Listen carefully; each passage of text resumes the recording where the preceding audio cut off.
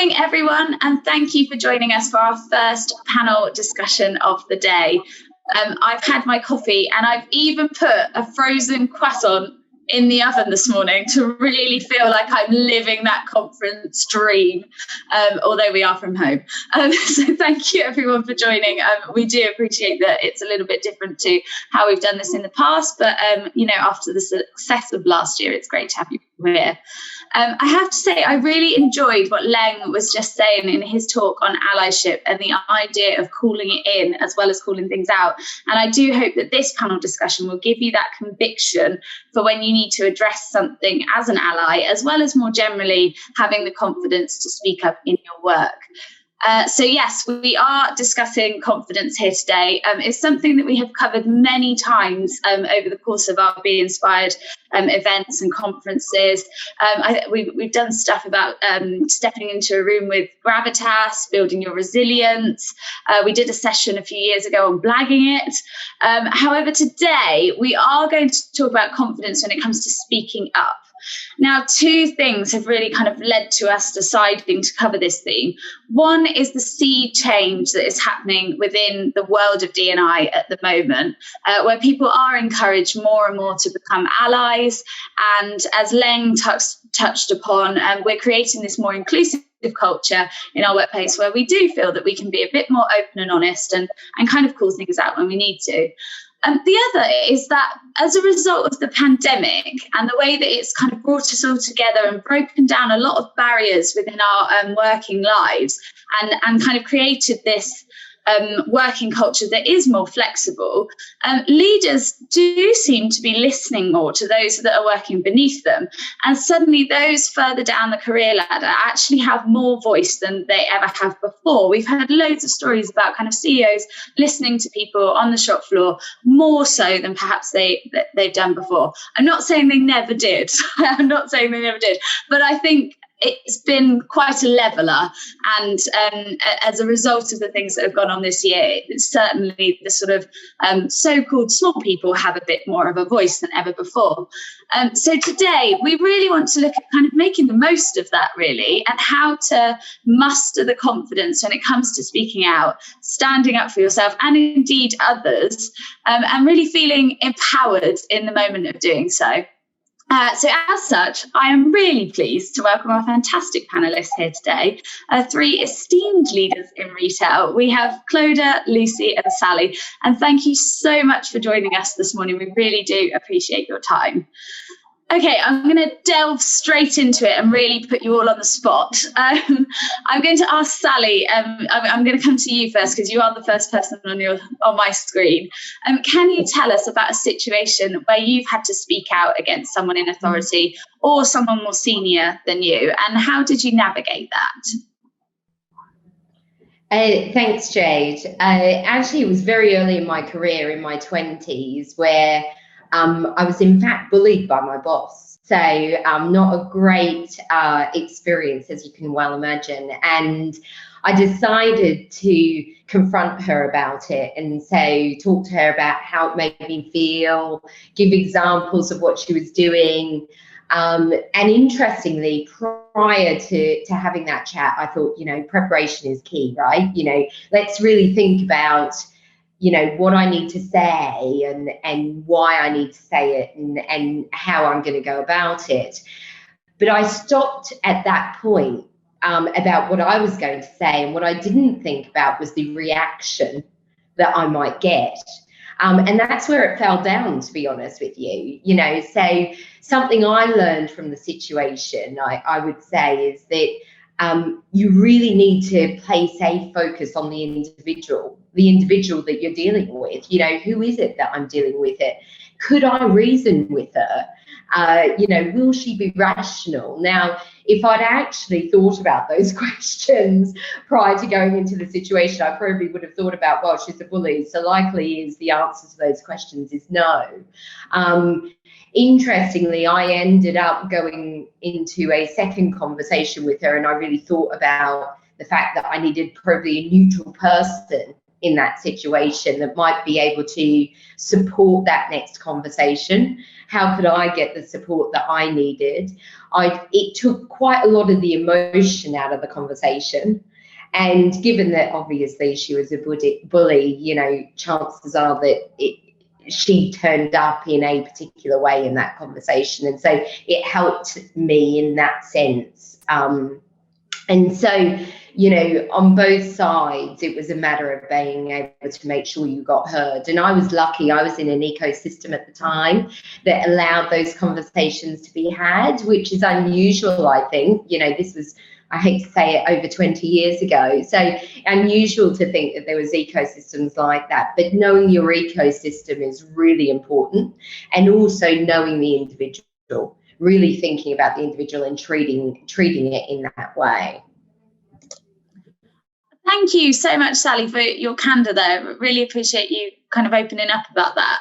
And that is really interesting. I think when you go into these conversations, you think a lot about yourself. You think about how you need to kind of muster that sort of gravitas and things. And perhaps maybe you're completely right. We don't think as much about how the other person's going to react, and that can be quite a curveball sometimes. So Absolutely. Really good advice there.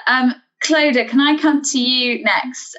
Can you share a time when you've had to sort of speak out against somebody who's maybe more senior than you, and how did you navigate that? Yeah, absolutely. That was a super story. It's a bit harrowing, Sally. So yeah, previous life, when I was in the consulting world, I was working in a team, and they're typically much smaller teams, and the teams change a lot all of the time. And I was working with an individual who was underperforming. He was in my team at the time, and he was underperforming, and I've been really clear with him. Sometimes things just don't work out, and that was okay. But I was giving him the coaching, giving him the feedback. And when we got to the end of the case, I gave him his underperforming review. And he had a very strong mentor who was a senior partner in the business. And he went to the senior partner and said, I don't buy this. It's not right. It's not fair. You've brought me into the business. And, I wasn't in the room. I don't know the exact conversations, but how it felt to me was there was a call to you go sort her out. Now, and he wouldn't have said that, but that's how it felt. So I was, and again, equally how it feels, I was summoned to a meeting with this senior partner to explain the review that I had written. And I found it hard because I'm a really data-driven person, and it was a data-driven review, and I value fairness over so many things. And I have been very open, and really similar to Sally. I spent time thinking, what does the other individual expect to happen in this situation? And I knew I couldn't change my point of view. It's wrong, and it would be really wrong to, everybody else in the business. But I found it a very difficult conversation because I felt pressure, and I think I had to combat that pressure with, here's what I've seen, here's my experience, and I understand that this individual, when he's in a specialist role, which you operate in, may be amazing, but that's not what I'm seeing. So really trying to put myself in their shoes. But I did feel I had to spend a lot of time thinking about how I could help that individual save face, which was a really odd thing because it shouldn't, at the time I felt it shouldn't be that way.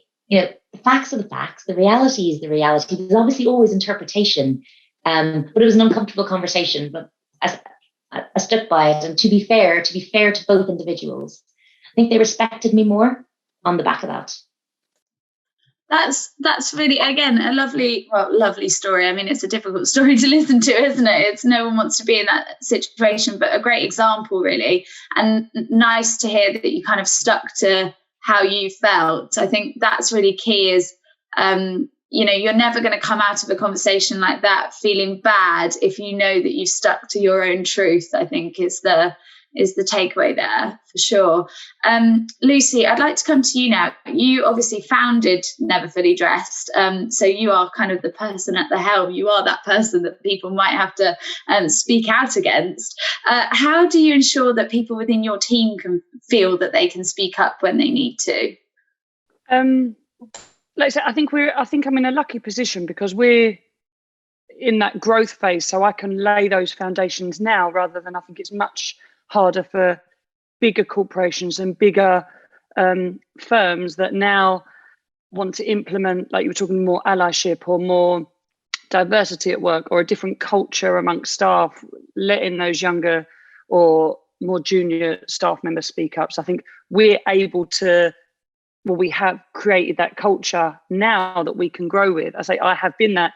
When you say CEO, speak to the person on the shop floor. I was that person on the shop floor. I think it's different as well if you're speaking to a CEO who has come in, who has been hired at that position, rather than more of an entrepreneur that has grown through every rank. So you understand whenever anyone comes to me, someone who's doing that role might be much better at it now. They're more specified than I was, but I've still done every single role in the position. So maybe you can relate to something in them. We very much do promote within as well. So we've got like our head of our digital creative. Now, she was an intern. Like a few people, like I'd say at least half of our staff started just packing, and then they promote, and you find where their strengths are. I think it does start from the top. So, and that will just filter down. So now, as we're employing more higher positions now for the first time, quite senior roles. And for me, it's just really important to hire people that have that that personality, that I know that would filter down and create that culture amongst our staff, rather than bringing them in for a certain set of skills, but that don't fit what we represent. And I think the challenge for me now would be growing to where I think we will grow to, but keeping that culture amongst staff. That would be the challenge for me. I think it's important as well within your system to then have smaller groups. So that in turn, when they start, I'm saying, come and speak to me. I let them know that is free, but I understand that they still might not be confident to do that. So giving them someone that they maybe do communicate, they might communicate completely different to me. So, but someone who I identify that they would speak the same language, and maybe it might be someone on a different department, but that's a good thing as a manager or as a boss or whatever. You can identify those qualities in people and you can partner them up. So I'll go and speak to this person about that issue. Obviously, then we're at that stage now. We have a HR, so it's nice to always have that external person. We have had examples where there's been a more senior member of staff and they've come from a different background. And I think everyone has the same intention. You both want this goal, but you just talk a different language to get there. So I think it's just important to just be open. I mean, we pride ourselves, and I think we really do try to have that honest voice in everything we do. And I think that comes from me. So whether it be in how we style product, how we speak with our customers, but then also how we speak with our staff, that everyone puts their trousers on the same way, no matter what role you're doing, it's just as important. So we have trade meetings, and if you're in customer service, if you have an opinion about, no, I think you should put sleeves on that dress instead, or you're in, I don't know, whatever, in finance, whatever your position is, your opinion is so valid. And I say that CEO speaking to the person on the shop floor, their opinion, if anything, is the most valuable, because they're the one that's facing the customer. The customer is your ultimate goal and your ultimate focus. So that's the most valuable opinion, really. And then you bring if you're more senior, you bring your skill set to take that opinion and do what you need to do business wise to benefit from that. But their opinion is the most valuable. So just having that open floor and really making a comfortable environment that people should enjoy coming to work. People should feel confident in their voice, that and feel valued. That's when you'll get the most out of them as well. So not only is it, oh, this is a nice place to work then, or is this, I enjoy coming in. you'll be the most productive as well, because you're making the most comfortable environment for them to then do the best that they can do.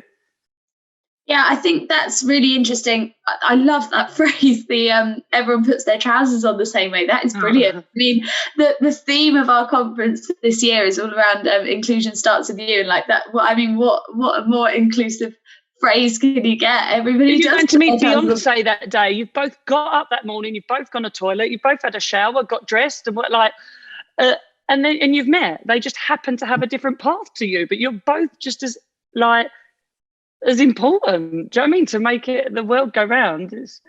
No, I think that's brilliant. I'm really into that one. And we do actually have a panel discussion coming later where we're going to talk about inclusion and how it's everyone's responsibility to create that inclusive culture. And I think what you've said, Lucy, really sort of like feeds into that. I think once you have a very inclusive culture within your organisation, then people will always feel the need to, feel that they can speak up, which is kind of key.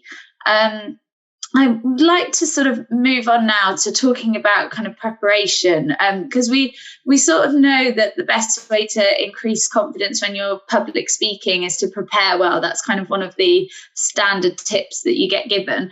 But when it comes to standing up for yourself, particularly in a situation where you might be worried about seeming a bit too outspoken, maybe, how much do you think that is preparation, and how far should you kind of think of the consequences of what you're saying, or just kind of go with your gut in a situation like that?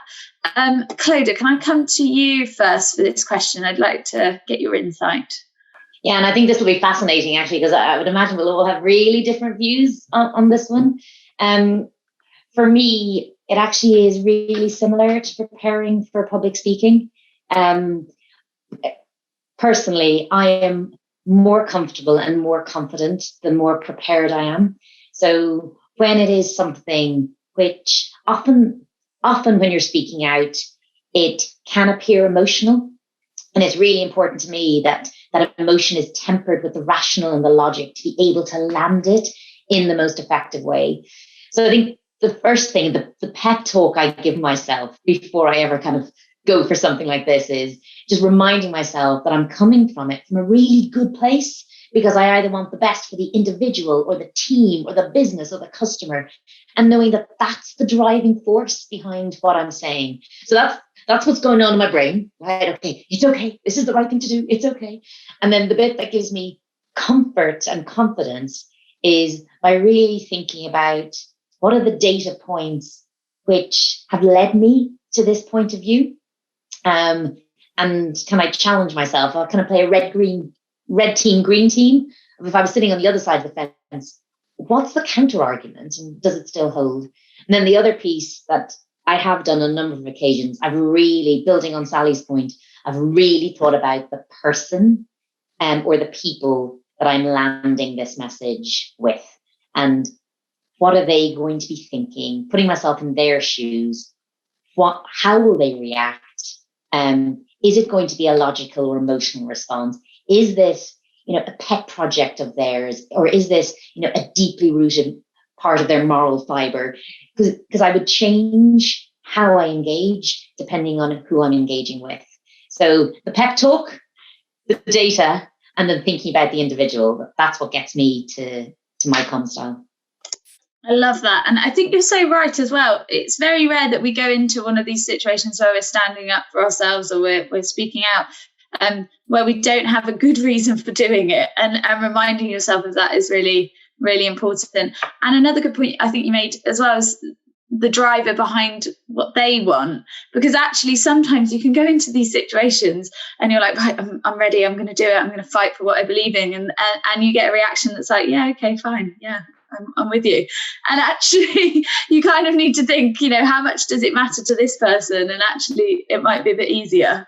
Yeah, and a lovely build on that for me is I once was in a situation where I was ready, and this was one where I prepped in front of the mirror. Okay, I was like, this is what I'm going to say, and this, because I felt really strongly about the topic was unflexible working, and I had assumed wrongly that the individual was going to start with no.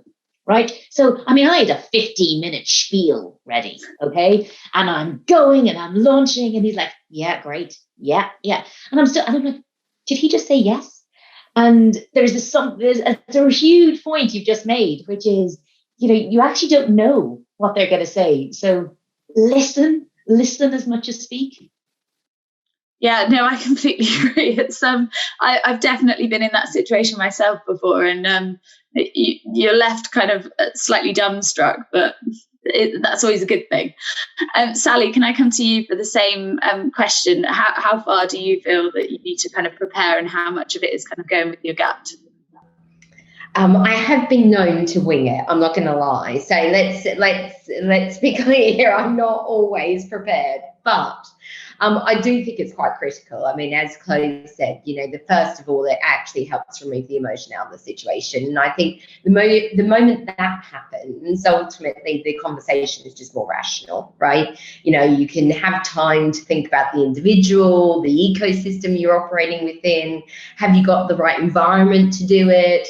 Have you got the right data points, as Chloe suggested? And, how might you navigate the response? And know that actually, most importantly, I think, don't be too hard on yourself if it doesn't go to plan, because it might not, and that's okay. And I think you've got to make sure. And I think that if I had had that first experience with that boss that I spoke about, which was a bully, fire alarm test, is that if I didn't use that first experience and think of it as a learning experience, I probably wouldn't have been able to sort of move on and build that confidence over time. So the one thing I would say to people is, don't let your first experience, especially if it doesn't go to plan, stop you from addressing things in future, because you've got to treat every single experience like a learning experience. You're dealing with individuals, so no two experiences will be the same. So as Chloe suggested, maybe that conversation with someone else would have been totally different. And actually that 15-minute spiel would have been just the thing she needed. In that circumstance, it wasn't, because that individual got it. So I would just make sure that don't let it knock your confidence too much. Use it as a learning experience. You will gain more confidence the more you do it as well. And so look for those opportunities to be able to see, without obviously over communicating and standing up for everything you want to talk about, because some battles are left best just as they are. But certainly I think practice makes perfect in this situation as well. I think that's really good advice. I think not being burnt by any sort of previous conversations is a really good tip to keep in mind, because we don't want to stop people from speaking out, because that is how we get, it's how we get creativity and how we'll make the world a better place, certainly. Lucy, can I come to you? I think we are going to run over a little bit on this panel, but I'm encouraging this because I think we're having a great conversation. So Lucy, can I come to you for that one? How far do you think about consequences, and how much is trust in your gut? As Sally was talking, and a few times in this discussion, to me, I think my experience of it is different. And I'm just thinking of it like my relationship with my husband. Like when you're saying, Sally, I'm like, yeah, pick your battles. Know that you both speak a different language. I think so. My relationship with my husband maybe would be then what a staff member, how they would feel with not a boss. He's not like, do you know what I mean? But like how you then approach that relationship. So for me, I think different types of medium, like some people are my husband's a bit more argumentative. So he would come much more emotionally, shouting at the situation. I would be dead silent. The next day, I would write him a long message, and he's like, why don't you just bring that to the table? Like, why don't you bring that to the argument? But that's not me. So I just talking it. I would rather then think about that. This is what I want to say, and a bit more, for me, that then feels more productive. But I think it's key to, exactly like how we've all said, know your audience. So know who you're speaking to and how they respond as well, because they might just speak in a different language. So you come with all this prep, and if I'm too busy at work, I've got loads on, and someone comes to me wanting to discuss their, do you know what I mean, war and peace, like with this big, and it's about this one thing I'll just go, yeah, that's fine, or no, like I won't respond to that well either, because then they're wasting my time. Or like, I'm just trying to think of it as from everyone's point of view to be the most, to get what everyone wants out of that. So I think, yeah, from the person who's approaching the situation, think about who's on the other side of that. Think about what medium works best for you and them. I think, yeah, it becomes a bit emotional. I always trust your gut, but then I think if you sleep on it and your gut is still telling you something, then yeah, go with that. But I think sometimes then don't confuse that with that emotional mix-up that you have when it can become personal, or yeah, you just feel a bit connected in a different way rather than a bit more practically. Yeah, did I just rant on? Lucy, as you were speaking, it really triggered something for me, because you're talking about all the different personalities and all the different approaches. And one of the things that really made me remember was, in many of these situations, I've never gone in always on my own. I've worked with someone else to bounce it in advance.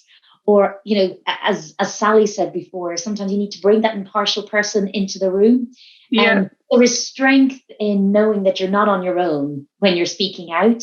You can create that comfort around you. And it's particularly helpful, actually, when those people are all different, because they may be thinking about it in a different way. Bring a different opinion. Yeah, so yeah. As you're talking as well, I'm thinking, I think it's key as well to then think, sorry, I know we're running over, to think about who you are approaching. So to take that away from, if you're going to the wrong person, that could just be gossiping. You're talking negatively. That's not productive at all. You're just moaning about a situation. That's not productive. Go to the right person that we can then make practical steps to fix what you're saying. Otherwise, that's just making a negativity that's really not productive. So I think it's important who you're directing these conversations at as well.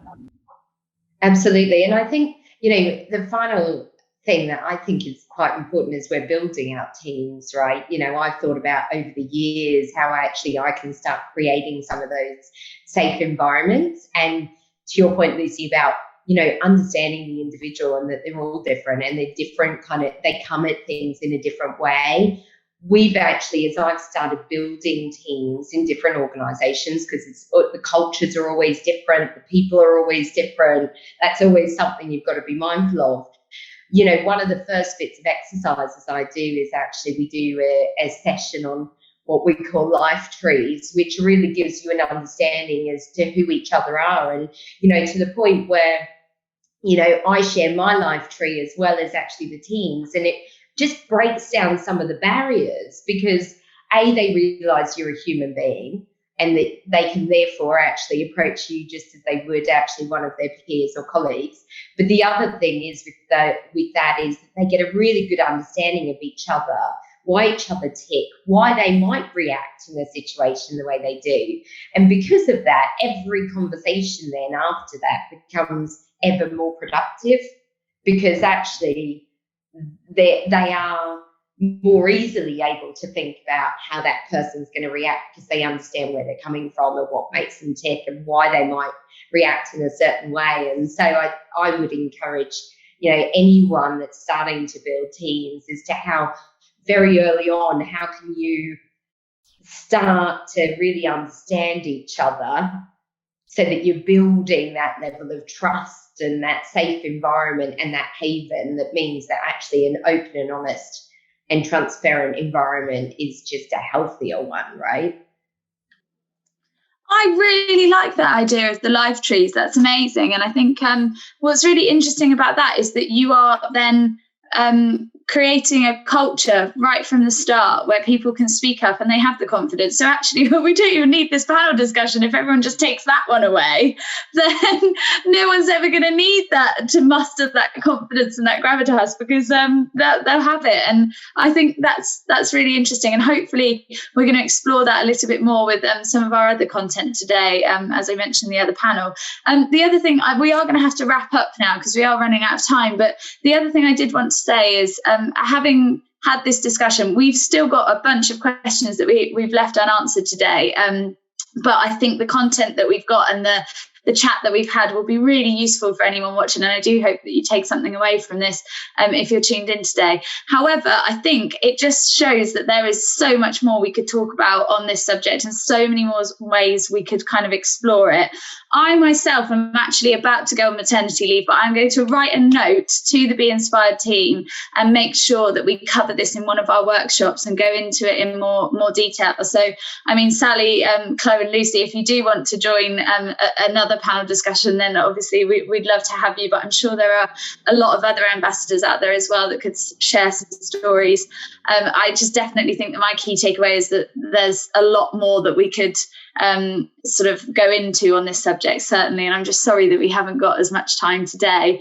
But yeah, I just want to say a big thank you to our panel. I think certainly some key takeaways from here is keeping that open and honest dialogue, finding out who your kind of supporters are within the workplace, so that when you do need to muster that kind of confidence and gravitas to chat about the difficult subjects, you've got some allies around you, and really just not being afraid, not being burned by perhaps difficult conversations that you've had in the past, and having that confidence to go at them again. And the more you do it, the better it will feel.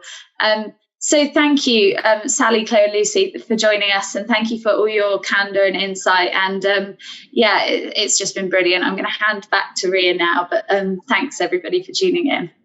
Thanks, Jay. Thank you.